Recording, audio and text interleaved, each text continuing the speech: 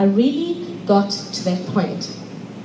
So I studied and I read and I started learning, and I found that the therapies I had tried had value, didn't have value, didn't really do the trick.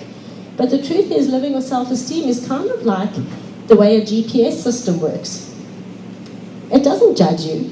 So I put into my GPS that I want to go to the middle of a squatter camp and there are roads going there.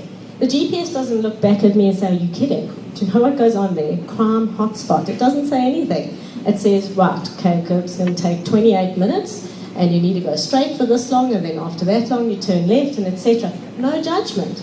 You just go on your journey and do what you have to do. And then you can make mistakes. And it still has no judgment. It sees you've missed the turnoff and it says, when possible, make a U-turn.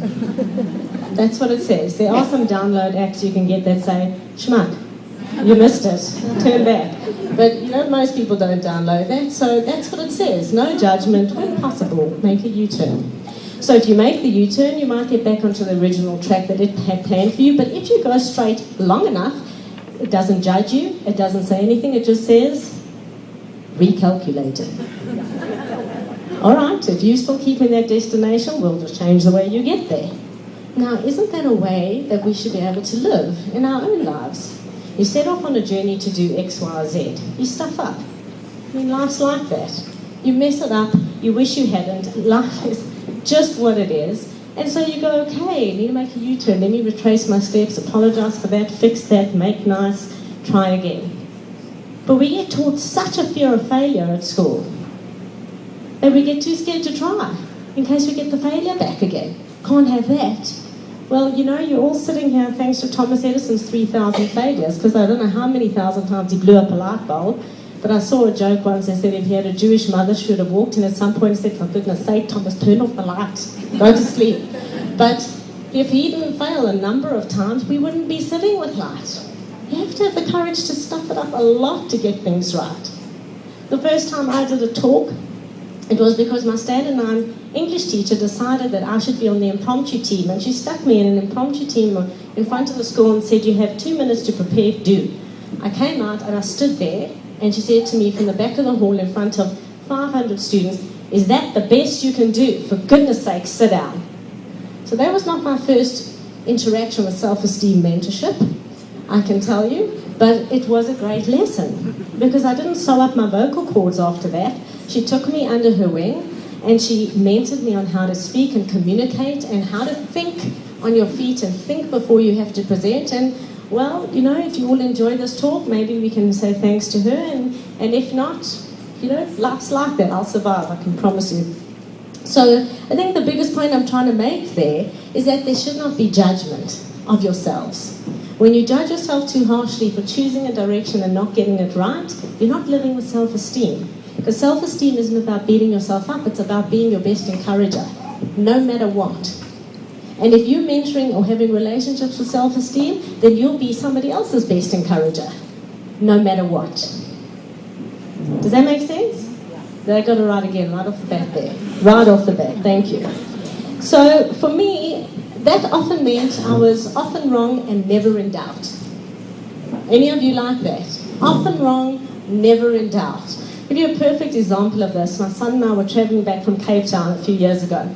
So they changed the flight, but I didn't get the memo. So I went off with our tickets, which we had got earlier, and we went straight to the gate. It said on the tickets, and we marched through, and the guy looked at us, but he let us through, and we went right down the ramp onto the plane. Didn't strike me for 1 second that I'm seldom early for anything, and there was no one before us and no one after us, that maybe this would be a problem.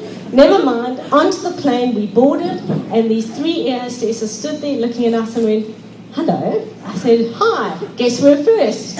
And she said, where are you headed? And I said, Johannesburg. She said, not on this plane. What flight are you on? And I showed her, she said, oh, that plane was moved to the other side of the airport. I was like, no one told me. So she said, they were almost finished boarding. I was like, often wrong, never in doubt. I said to my son, buckle up, baby, we're about to sprint. And carrying everything we had to carry, it was drop kick from one end of the airport to the other in the gates, and we got on the plane, a little hot and uncomfortable. But that's life, it is like that. Often wrong, never in doubt, messed up completely, fix, move on. If you live without drama, you're probably living with self-esteem. If every little thing that happens is a tantrum, a fight, a debate, an argument, a BBM war, then you better know you're not living with a healthy self-esteem. Anyone want to BBM that to a friend? I'm not kidding. Social networking is unbelievable. I've made contact with people I haven't seen for decades. Once.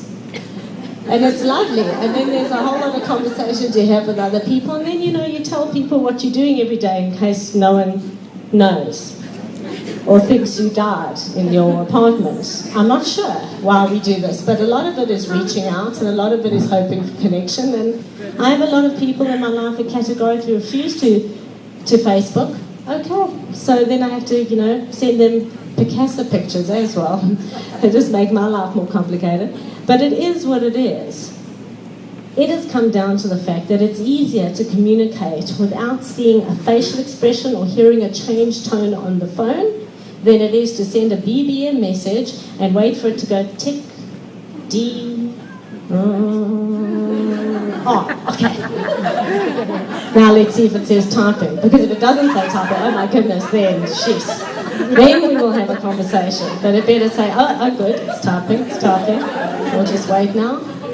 Nothing. Oh, she's deleting that message. I know it. She doesn't. I know it. No one does that, hey? No one. I'm making this up. No one looks at that. And there's so many people out there who say, I will not Facebook, but they have a BBM status. Hello. Own it. If you do, you do. Let's make peace with it, but let's also acknowledge that if the only or the main way that you are arguing, communicating, flirting, or sharing information is in social networking modalities, you are not living with self-esteem because you're scared of something. I had to make peace with that. I was doing it long before phones came along. So I think for me, one of the stumbling blocks and hurdles that got me closer to my step number one was when I had a dystrophy. They say a journey from 1 to 500 is about walking, one assumes. Walking, flying, moving, something. Well, tell that to my dystrophy. I couldn't walk for 4.5 months. I had to learn to walk again in 1995. I'm sure that's happened to some people. Broken legs, that kind of thing. Not in this room? Yep, okay, yeah. Alright, so with a dystrophy it's a little different to a broken leg because the body part dies and it doesn't know that it's meant to be fed, and so when it came out of the cast, which was an error on behalf of the ex-doctor I had at the time, it was dead. It was purple, it was 2.5 centimeters smaller than my other leg, and it went all the way into my back. It was very, very painful. Any doctors in the room? So what happens when the proprioception dies is that the nerves forget how to tell the difference between a feather and a fireball. So a cold sheet feels like a firebomb, and so it goes on. So you have to reteach the neural system, you have to reteach the body, the muscles, etc. It took 4.5, 5 months until I could walk again. It was not the most pleasant time of my life, but even that was not enough. It was not enough. I was still bitter after that. I was still bitchy. I was still frustrated. I was still getting into fights I shouldn't have. I was still not communicating with self-esteem. I was still fighting over the wrong things and making poor choices. It was not my enough point. Does that make sense? And you think it would be, like, wouldn't it? You sit around that long in that much pain, you think you'd be thinking a lot. But the truth is, physiotherapy rehab was hard, the drugs helped, and they kept me mostly pleasantly removed, I think. So I don't think I was really in my body as much as I should have been to get that enough moment. But I didn't get it. That's the truth. I didn't get it then. My enough came when my son and I, after I finished that with that dystrophy, I moved from being ultra-secular to ultra-religious in one flying leap. I thought that was quite an achievement. So I've done it all, I bless it all, I honour it. I've worn the wigs, I had expensive ones, I've had the wardrobe, and I honour it completely. Full respect. Did it for 15 years, loved it. Loved it, love and honour that process and that discipline. I don't wish to look that way anymore. My choice. I do it without the fear of your judgment or scrutiny. I don't care what anyone's opinion is. I'm living my truth. Do you have that courage? We've got to work on that. We've got to work on that. So after getting married, divorced, and leaving my husband pregnant in a religious community, which went up, like I always say, like a lead balloon. It didn't go far. Doosh. You know, that's what happens when you try to float a lead balloon. They don't fly, no matter how much helium you pump them with. I had to make some choices. Was that my enough? No. I was still bitter. I was still dramatic. I was still getting into battles and fights and you name it. I know I'm the only one, but that's what I was doing to try and cope. And then on the 6th of January 2001, my son and I were in a violent hijacking where we were both beaten up and thrown out of a moving car. He was 8 months old at the time. It was ugly, it was horrific. We're not going to go into it now. You're welcome to buy that CD if you want.